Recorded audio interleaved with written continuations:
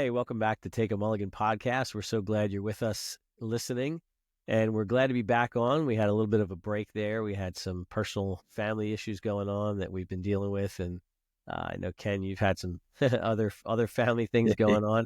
Yeah, it So seems like life we're has been crazy. yeah, it's been a little nuts. So we're glad to be back, and we're kind of just catching up with each other a little bit. It's been a wild couple of weeks that we'll probably share at some point with you all what's been going on in our lives lately. But today, Ken, you're looking for a job. You've been looking for a job for a while. Yeah, it's been a long time. There's a lot of talk in the news about people losing jobs and jobs being audited and all kinds of interesting Yeah. things. So how's the job search going? Like, where's that at with you? Okay. Well, to fill our listeners in, but I mean, so we shut down a church about, 13, 14 months ago now, I guess. I mean, officially a little less than a year, but and since then it was like, okay, so if I not doing pastoral ministry, where am I going to do and what am I going to go? And so I've really been just looking, okay, God, where are you leading me? Like where? And I've really been open and to a sense of, I mean, I looked at a sales job last week. I was talking to a guy doing an interview and selling kitchen remodels. And that's like, okay, I could do that. I've done them personally, so I can relate to somebody, And I've been looking at pastor jobs, both senior roles as well as associate roles. Actually, I was telling you earlier, I had this interview this morning actually with a large church out in PA, which is pretty cool. So that's exciting.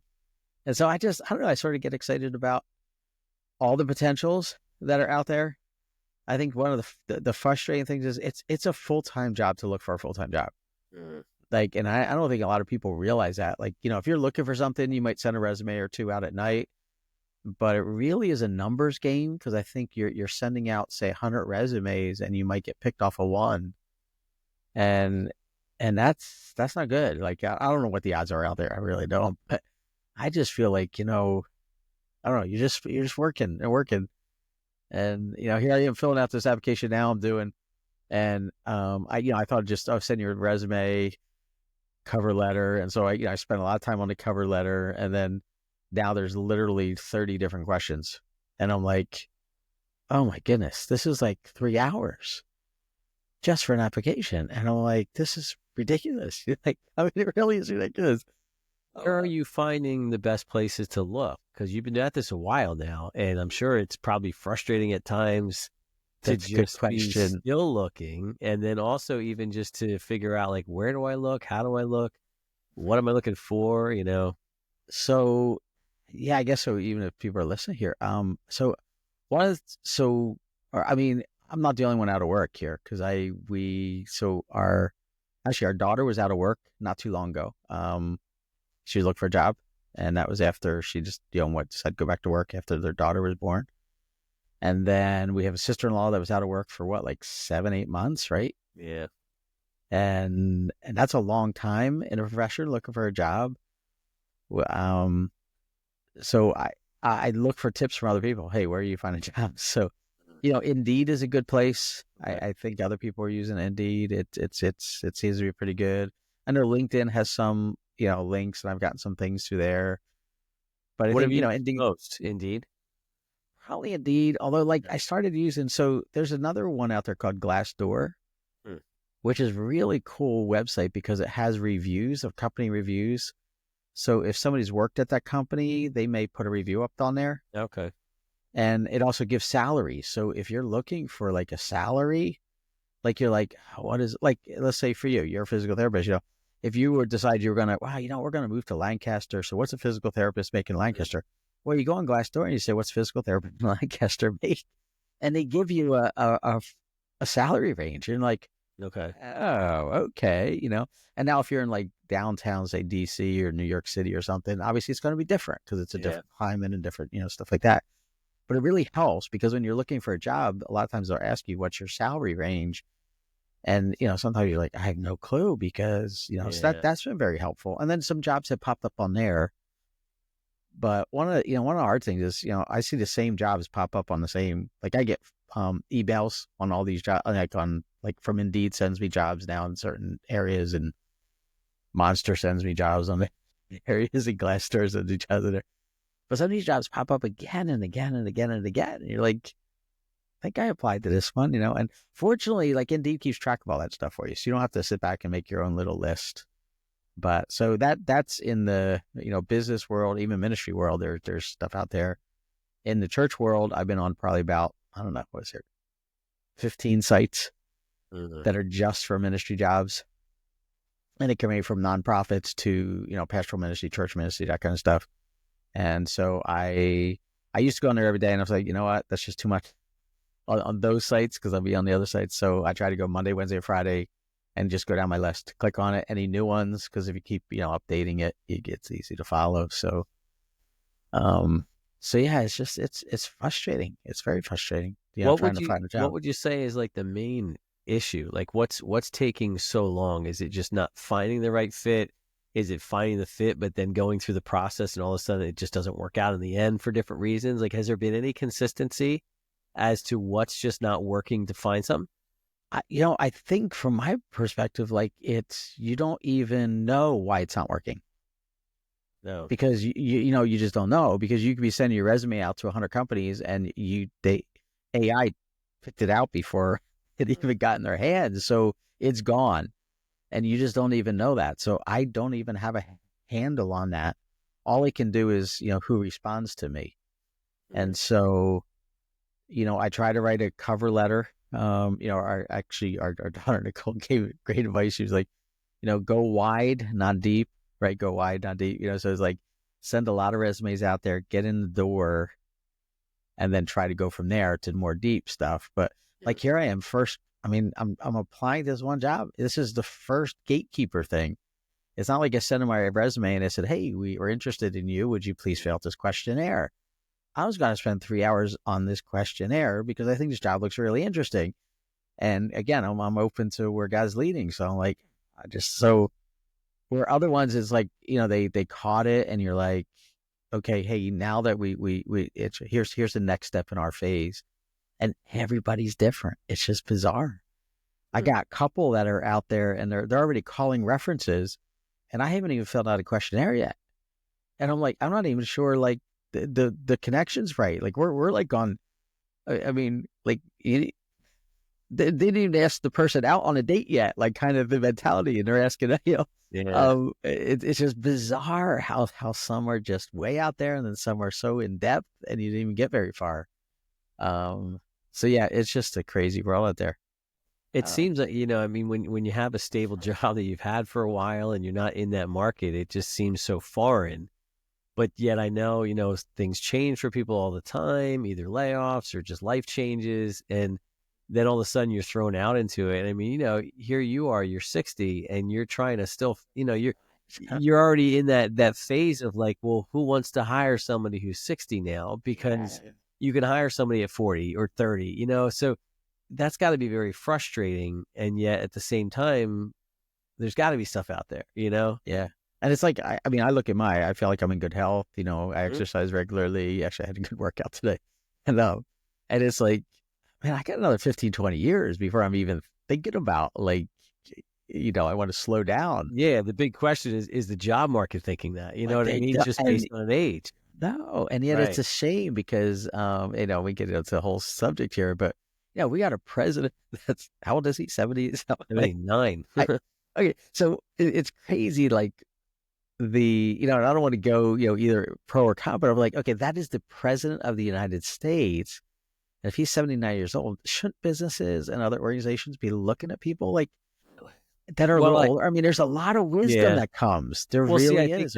I think that's part of the problem is there's been so much, even just to step in there for 1 second is, should we put term limits on politicians? And I do believe we should, but I think even in jobs, when you look at certain jobs and there's a CEO that's getting to a certain age and like, okay, well, they need to step down or retire because they're 72 now.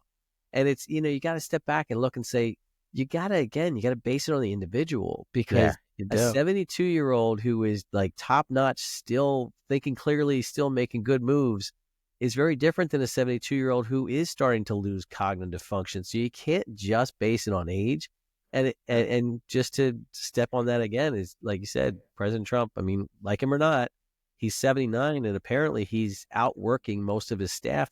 Some of them are third his age, and he's outworking them based on his work ethic. So it really is, I think, so individual based on that person, their personality, their brain, how they work. There's so much to it that I know a lot of people were concerned about his age going into this, but if the performance is fitting it, the age really doesn't make a difference right now. It and like you shouldn't. said, the what you bring to the table with the experience, I mean, that's the crazy thing that I think gets overlooked so much. You're like, you're 65, I can hire a 25-year-old for way cheaper than what you would demand because of all your experience. But at the same time, what about the experience? How much does that bring?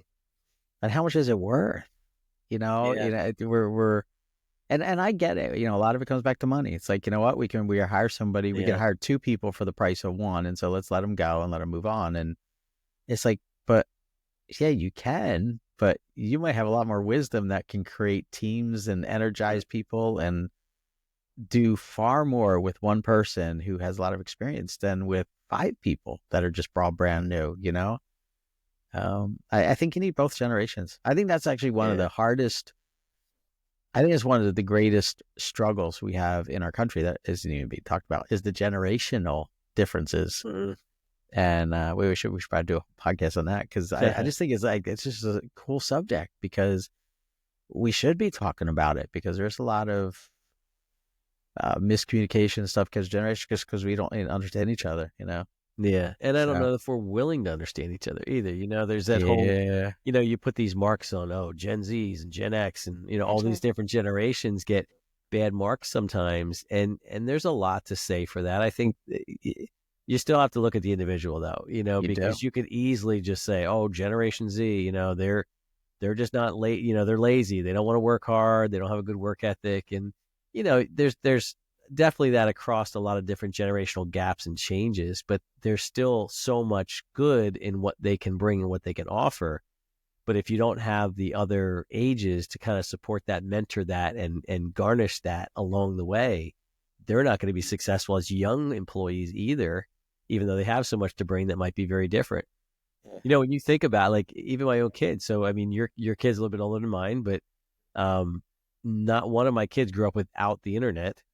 Yeah. I mean, they all grew up with the internet. It existed ever since they were born, so they don't know what life was like without them.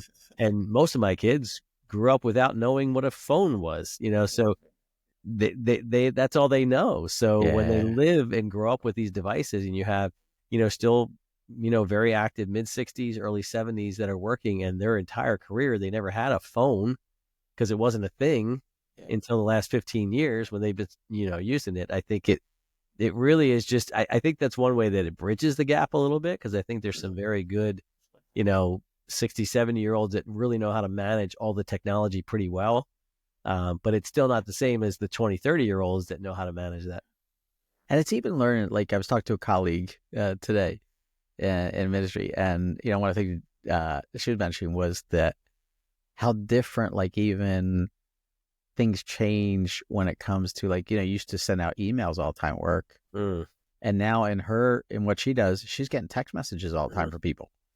That's a whole different ballgame now, and, it's quick response, and people expect quick responses because it's texting, where emails, like, I answer my emails at 1:00 and again at 4 before I leave work, you can do that kind of stuff. But texting, it's like, oh man, you're like on your phone all the time. It's crazy. So, and it's hard too, because I think there's so many jobs where, again, the younger generation, I think some of us in the 40s, 50s can do away with our phone at our work because we know that that's just better etiquette.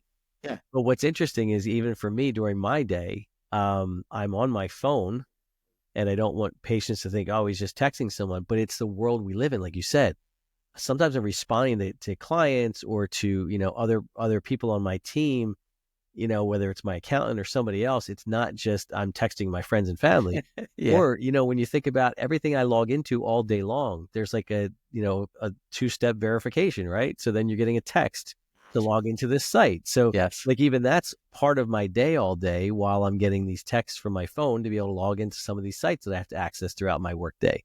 So even that, it looks like, oh, I'm on my phone just texting people, but it's just the way business is working now these days. And like you said, everybody's really expecting to get a text back instead because it's quicker.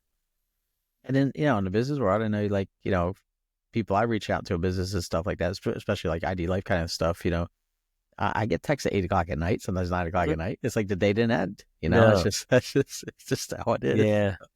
Actually, I'm grateful for ID Life, honestly, because having that Plan B income does help, offset a little bit here. Because I know for both of us, it's still a very part-time kind of thing. So that's been nice. So what was like the last time you had to go search for a job? That's interesting. I guess I've been very blessed when I think back in my career now that we're talking about this. So, I mean, yeah, it was just college stuff. Probably the last time I actually physically searched for a job was when I was in college and got a job as an aide in a PT office at the rehab center that I was at for years after that. So I got that job. And after that, I kept the job because when I graduated from school, I went back to work as a PT and I stayed there. And then from there, I left and opened up my own practice. So I haven't really had to go out and apply for a job in a while, really. So it's been kind of wild. I mean, I've done some other little stuff here and there off the side, but nothing major where I'm like having to sit for a long interview. Well, I should say that when I left the rehab center, that's right. I did work at another place for about a year.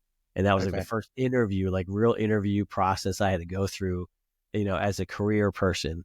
But it's been very minimal. So, I mean, I've been very blessed in that way. And you've been your own boss, so it's hard to. Yeah. So I don't really have to, give myself my own reviews and stuff.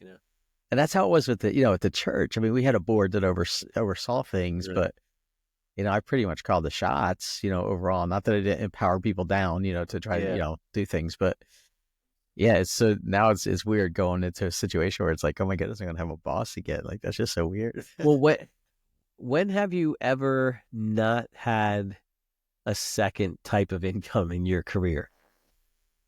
I don't think I ever have. Yeah, that's interesting, isn't it? Yeah, I mean, and yeah, because you just always need extra money, don't you? I mean, especially, I come from a ministry perspective, and unfortunately, I mean, ministry does not pay overall, does not pay very well, which is really sad. It's a sad statement on the church because I think it should be, I mean, Scripture even talks about it, about honoring those who serve, and but yeah, so you're always looking for some extra kind of side income, something that'll help out in hard times and stuff like that. But yeah, it's bizarre. So one of the things that's hit me recently with like some of the people complaining about job layoffs and all that stuff going on, and we're here temporarily in the DC area, and oh my goodness, like everybody's on panic mode down here, and one of the things that hits me is like your average person in business is going to change careers and change occupations a few times in their life, right? I mean, I don't know what the latest statistics are, like 5 career changes in your lifetime now, something like that. And so I'm like, so they go through this process of, I mean, they may not be out of work because they might get picked up by somebody who says, hey, I really like what you're doing. Would you come work for me and all that kind of stuff? But they're transitioning. But a lot of people live under that fear all the time. That you could lose your job. There could be a downsizing at any moment. This company, even though it could be anymore. It could be, well, maybe not Amazon, but you know what I mean? Like it could be a huge company that gets bought out and overnight they've rechanged everything and you're at a level where they're like, we don't need you anymore. Yeah. And that's just life. Sorry. And, you live under that all the time. And it's just interesting because now you have government workers that are now even being brought up that, oh my goodness, they might lose their job. And it's like, but that's the average person in America.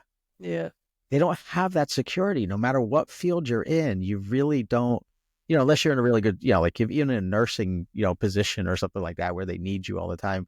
But even that, they're changing jobs. But nothing's guaranteed either. No, like you said, is guaranteed. It is interesting how a lot of times it's these big successful companies that are the ones that seem to downsize out of nowhere or get bought out. And all of a sudden you're like, wait a minute, this is a multi-million-dollar company that I should have complete security in. And and you now don't. I'm waiting to see if I'm going to have a job tomorrow. Yeah.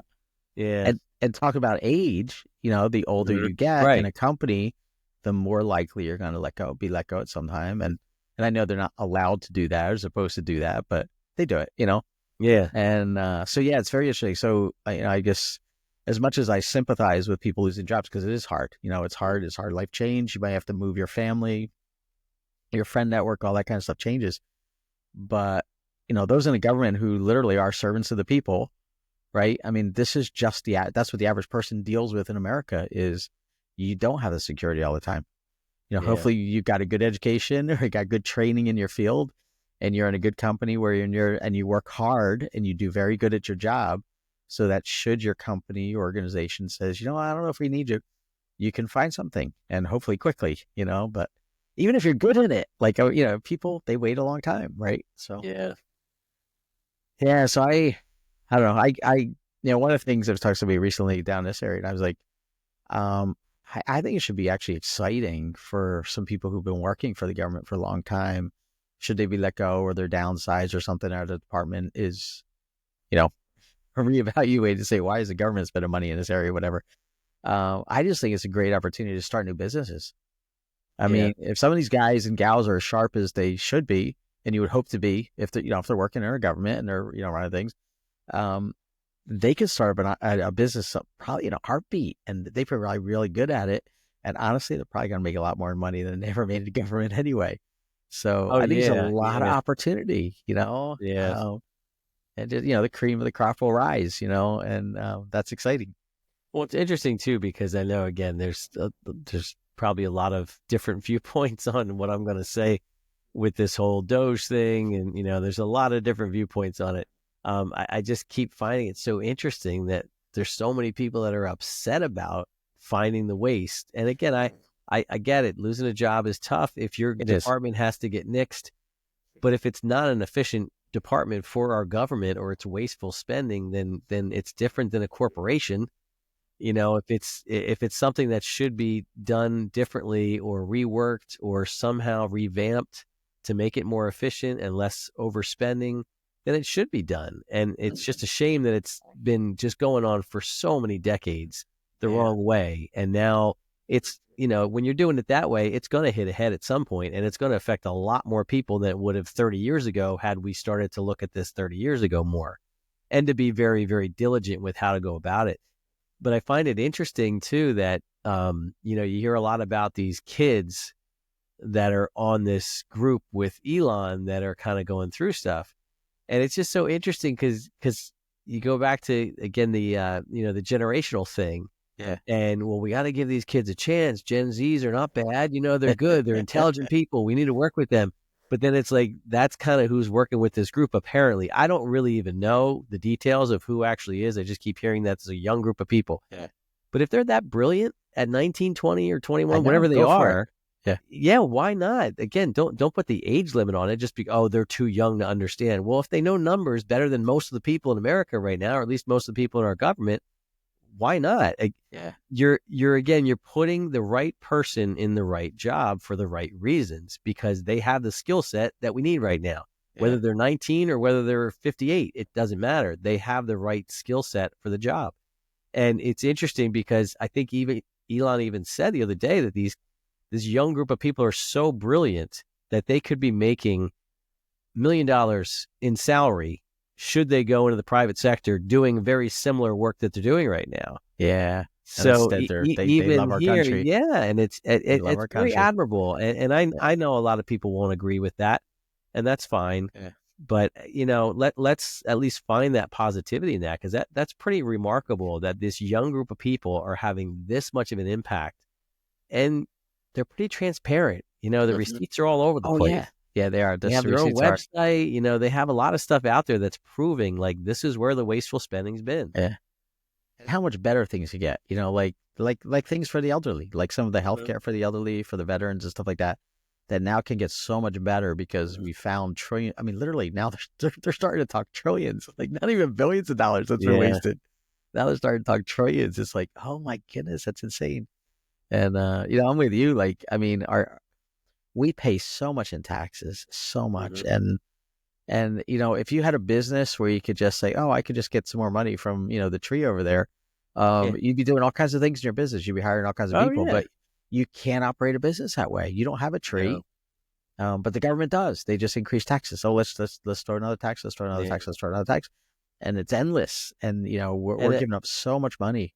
I don't think people realize that either. I mean, I'm a very small business, but as a small business owner, I pay a ton in taxes. And I don't know that it's any more than the average, but if this is what the average is, it's a lot of money you pay. It's really crazy. You turn around, you're paying more tax on this and more tax on this, and there's payroll tax and there's this tax and there's all kinds of different taxes. At the end of the year, you're getting taxed again on the whole year, and you just have to look back and say, if I didn't get taxed on half of that stuff, my business would actually be more successful. Yeah. And then I could probably give back to the community even more than what I'm trying to do now, or provide more jobs for people because my cash flow is better to be able to do that. It's just, Or even just it's a spending. frustrating thing. Yeah. Even if you Yeah. just spend it, you'd be Just helping the boosting the economy by, economy. yeah, exactly. I can spend more money now, Yeah, or I but can to expand my lose. business. It's all these different things. And I don't really think people understand that. I didn't understand that until I became a business owner. Like, wow, these taxes get crazy. And if you work for another business or a company, you don't realize it. Like, you take something No. as simple as health insurance. They don't realize, oh, I only pay $200 a month in Yeah. my company. It's like, yeah, but your company does it. Yeah. And the reason your company has lower insurance is because there's, maybe 1,000 employees. But if you're a company of 5 or under, you're paying a lot of money for each of those person, Yeah. each of your workers on health insurance. And yeah, it's a lot of money, a lot of money. And it's weird too, because there's this whole push about, the billionaires are just, taking all the money, and, they're just going to take over the country, and they're not going to think about the little people. And it's always fascinates me because sure, there's a lot of corruption, I'm sure, and a lot of businesses and companies and corporations that are making Yeah, billions they of can. dollars, sure. Yeah. But at the same time, if somebody worked really, really hard to produce a business or a product, and they're just doing really well, and they built it from the ground up or took it from their family and built it up, why are they getting punished for that? They're the ones that did the hard work. Like, they don't owe me anything. I don't expect them to start paying me because I make less than they do just because they were successful. If they were successful at it, good for them. That's what the American dream is. Why should we punish them or belittle them because they should be paying so many more taxes? Because that's the other thing too, is like, people cry that, but I saw a report one time of what Elon paid in taxes, not to bring Elon up again, but I mean, the guy's the richest guy in the world, right? The amount of taxes he paid is astronomical. So I don't know what people think, that he's just not paying taxes, or he's not paying his fair share of taxes because he's a billionaire. Well, his fair share of taxes is probably more than, We'll make it a 90% of lifetime. people's salaries. Yeah. Yeah. No. He's paying more in taxes than most I people know. making, their salary for their career. So Again, I don't think like a lot of us mind paying the taxes if what they're going for. it's going for Yeah. something. To find out. Well, there was some study on why mosquitoes fly south instead of north, and and they got this grant money, and they have hundreds of people working for this company to figure these flies out. It's bizarre. It's like it just shouldn't even happen. Well, Absolutely shouldn't happen. you almost have to wonder, based on some of the stuff that's coming out. And I heard some of this stuff even before, when they've done some of these budget, plans that they're saying, and we got to throw this in the budget and this in the budget and this in the budget. And it's like, wait a minute, you want to send money to study this and that? Like, why? And it's funny because you almost wonder, like, out of all this wasteful spending, who in the government is sitting in these jobs that comes up with these bizarre ideas to start spending money on research?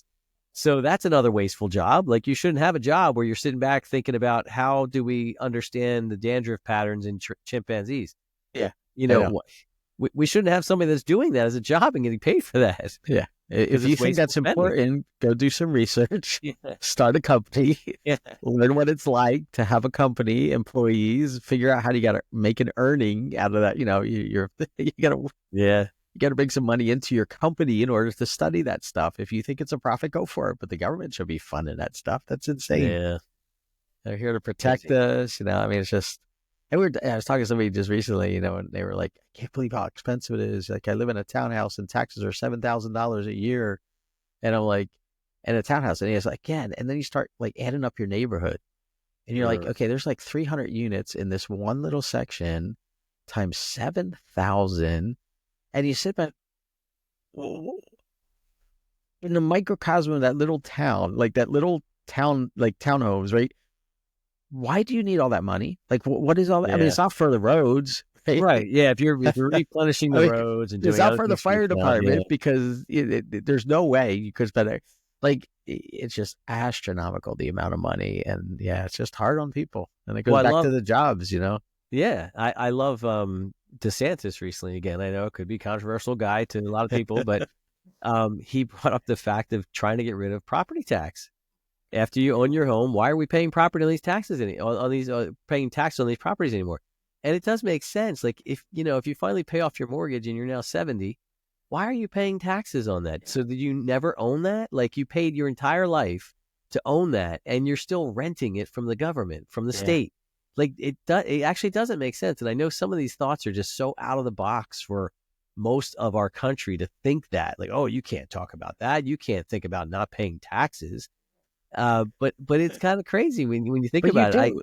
Every time Yeah, you go to the store, you're still paying right. taxes on So everything you I buy. know. I saw a Yeah. big breakdown one time, and it was like, if they took $1 and you took all the taxes out of everything between what you pay in, with your payroll when you get paid for it, and then what you pay your federal government and your FICA tax and your state tax and your Social Security tax, your Medicare Yeah. taxes, And and then then you you buy go something with right, it then and you pay buy tax. something and pay tax that way, and then Yeah. it's ridiculous. You have nothing Yeah. left. I mean, we pay taxes on taxes on taxes on taxes. So And the poor homeowner, I mean, you look at somebody, I don't know, let's just go back, I don't know, 30 years. Let's go back 30 years. They bought their home for maybe mhm. $100,000. Let's just throw that out there. They were probably paying maybe $100 a month when they started on taxes. Yeah, And now they're looking at $5,000, right. $7,000 a year on taxes. So their mortgage, which was probably $500, if that, when they started, Yeah, their taxes now to continue living on that land that they already paid all that money on is more than their mortgage ever was. right. Even sometimes 3 times the size of their Yeah. mortgage to live on the property that they already bought. Yeah, there's something wrong. Exactly. Yeah. And like I said, I mean, so now you own your home, but you don't own anything because you're still Yeah. renting it because you're Yeah. paying all these high property taxes. And it's not like your lawn's getting redone or your street's getting redone or, No. you're not getting more, retail in the township because you're paying all these taxes, Yeah. Well, then you get into that because if you live on a major road and they want to increase it, well, they have the right of way of 6 feet on your property or something like that. Oh, right. Yeah. They And they just could dig go into in it. and just, oh, we're just going to widen the road. Well, what do you mean? What are you going to do? That's my front lawn. Well, I know, but we have the right. Yeah. Then 10 years later, we have the right. They take another It's 6 not feet really or yours 10 anyway. feet. You're paying property tax on it. You don't own it. You're renting it. I know it's unbelievable. So, how does it go back to jobs? I think the more money that gets freed up, the more people you can start businesses, you can hire more people and you can do more jobs. Yeah, I mean, you could even revamp. Okay, if these 5 departments weren't working to accomplish this goal, how about we create one department that hires X number of employees or X number of people, and we'll be able to focus on this to get this task actually done. It's just Yeah. inefficiency is not good in any business. Definitely not in the government, but definitely not in any business. I mean, when they talk, sorry, I have to bring up Elon too. I just think, people are good at what they do. It's just, Mhm. I don't care Yeah, what, I don't care who they are. If they're good at what they do, right. for him to take a platform like X and he cut out what 80% of the Yeah. employees, and the and it's working more efficiently Hmm. now with 20% than it was with all those people working there. Um, wow, if I owned a business of even 100 people, I'd say, hey, could you come in here? Not that I want to lay off people, but if I could be more efficient, I could be a better company. Maybe those 100 people could be making a lot more money because I'd be hiring more people to do something even greater because I'm that inefficient at what I'm doing, right? Yeah. Yeah. So, yeah, I can imagine, if the government could run on 20%, Well, even I for think him that's just too, like it's mind-boggling. just it's crazy that people are so upset about him. I find that so funny, and I think it's only because he aligned with Trump politically. Yeah, Honestly, I I know. think it was like the same thing. Everybody turned on him as soon as he decided to see some practical sides of what Trump was trying to do. Yeah. But so if you want to take somebody who, the guy's the richest man in the world for good reason. He's got Yeah. multi-million-dollar, billion-dollar companies. The guy put a rocket into space. He revolutionized the auto industry. He is probably the closest thing we're ever going to see in our generation to an Albert Einstein Yeah. or some other inventor. Yeah, Tony And Stark. I mean, he's a yeah, I mean, so you're going to have that guy who successfully run companies of yeah, multiple employees, created jobs, created all kinds of wealth for people. And you're going to ask him to do this task. Why not? Like, I'm okay with that. yeah, That'd be much better than Mr. Congressman who never ran a company in his life, went right from college into politics, never had a real job, yeah, never had to worry about payroll or AR or any kind of receivables or any other kind of, metrics at all of running a business or managing money. And let's put him in charge of this and see how he does. yeah. It's amazing.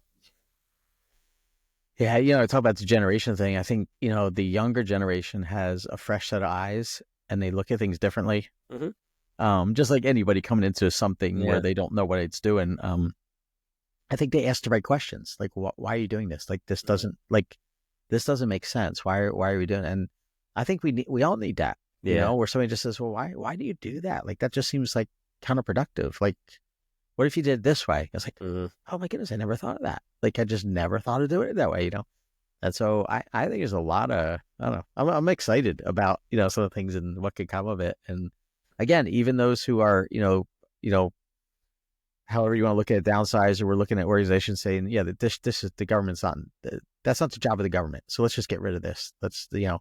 I mean, funding terrorism that just came out today. I mean, that's just unbelievable. Yeah. That's on. I can't even wrap my mind around that our government was literally funding terrorism on a regular basis and nobody caught that. And again, this is coming out of congregational hearings. This is not like for somebody to listen and say, "Oh, you're just watching the bad news or whatever." No, this is the stuff that's coming right out. We're hearing this, right? Wait, where's it going with that? I just think there's a lot of potential for new businesses. I think there's a lot of potential for innovation, Mm-hmm. and I'm with that. Like, this could be the whole new, like, the industrial revolution, and we could be living in it. Like, not obviously won't be the industrial, but it would be something, whatever that is, because we're part of that, because we've freed up so many people to now be creative and come up with some new things. Yeah, and you wonder how many of those people in some of those departments that are inefficiently running, that have so much potential, that are bogged down with this nonsense that they're doing every day, and they can't even live up to what they could actually do to help our Absolutely. government, or like you said, help another business, Yep. generate more jobs, whatever it's going to be. I mean, I think there's a lot of people that are, sleeping behind their desks for some of these jobs, and that's why it's inefficient. But I think there's a lot of people that probably really aren't getting used to their full potential because they're just pushing papers all day long. And Yeah. imagine releasing them and now being able to see what they could accomplish and what can go on. Yeah. Get rid of some of that red tape and all that stuff. So, Yeah. yeah. So, well, hopefully you'll never have to go find a job again. Hopefully your business will I continue. hope not. Yeah, because I don't envy you. That's for And, sure. I don't envy you or anybody else that's out uh, there looking for a job. Because, like you said, I mean, I know our sister-in-law Barb. She had a tough time for a long time too, yeah. and there's a lot of people out there that are doing the same thing. From either jobs that downsized, or you were the 55-year-old that we're just going to cut your salary down because we can fill two people for your price, and all those different factors. But it's tough. So if you had to talk about a mulligan when it comes to either a job that you chose to take because it was a good redo, or a job that you gave up because you needed to have a redo, is there anything that come to mind for you? I'd love to stay in, what I was doing. That would have been, Yeah. it's nice to be the the lead person in something, from a job perspective, obviously. But, I think, I don't know, if I take a mulligan, I think one of the things is, you talk about people who probably could be doing so much more and they're stuck in a job or something like that. And I think one of the hardest things when you're not working is it's easy to feel devalued. Mm. And I think, so everybody's out there listening, they look for a job or something like that. I just think you have to continue to work on yourself. You have to continue to value yourself and what you're doing.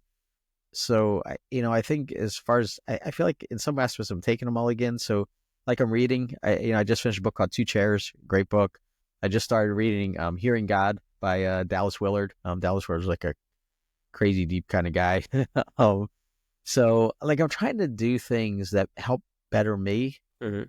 because I just think that's part of life. Like if you better yourself, you're going to be at a different place than you were. So because I want to be a different place I was a year ago. Hopefully I am, but hopefully a year from now I'll be in a better place because you're spending and investing time. So, and I know they talk about this in leadership. If you want to lead well, you start with yourself. You have to lead yourself, and the more you lead yourself, the bigger your opportunities will come to lead others. So I think in terms of jobs, I don't know, taking a mulligan. I wish I wasn't going through this phase.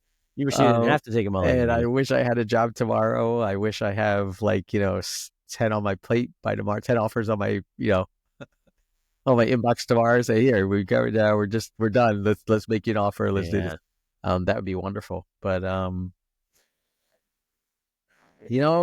has his timing, and his timing is not our timing, and that's the hardest thing to deal with, I think, when it comes to anything related to, especially when it comes to your income and finances and your job, and and obviously one affects the other greatly, and we're in that mess. We're in a bunch of mess with that, but so it's hard. Yeah. Oh, you ready to say something else there? I was just gonna say it's hard when you're dealing with what you are, because it is a big test of faith, and fortunately we lean on our faith all day long. To be able to say that we understand God does have a plan. There's a lot of people that don't think that or don't believe that, so it makes it a lot harder. But even knowing that is still hard to stay faithful, to realize that there is a better outcome coming at some point. Yeah. But I do believe that. I know you believe that too. Yeah. So if I can give anybody encouragement, I guess, I'll push this book. It's so simple. This is a book called Two Chairs by Bob Bodine. And it's been around forever. It was a New York bestseller list. I'll be straight. I'm not picking on Bob in any way here.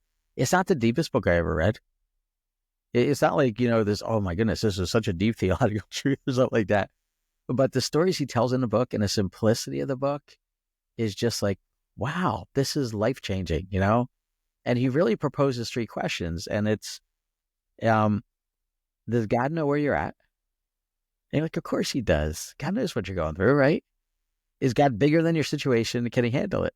Of course he can, right? And then does God have a plan for your life? Do you really believe that God has a plan for your life? And if you believe those 3 things, then life just changes, because you're not worried about it anymore.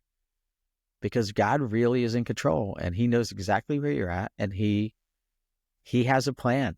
And we do our part, it's not like sit back. Like I said, I spend hours and hours every day. I'm going to probably finish this thing up till, I don't know, 11 o'clock tonight or something like that, or midnight, whatever it's going to take to finish it. So you work hard at what you can do, because that's what you can do. Do what you can do, and you just wait on God. And and all the frustration and the anger and all that kind of stuff, hopefully it subsides as you take that journey. So that is a great place and a great way to wrap it all up. Yeah.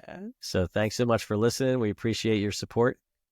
Take care. We know everyone can use a second chance or a do-over, so take a mulligan and try again.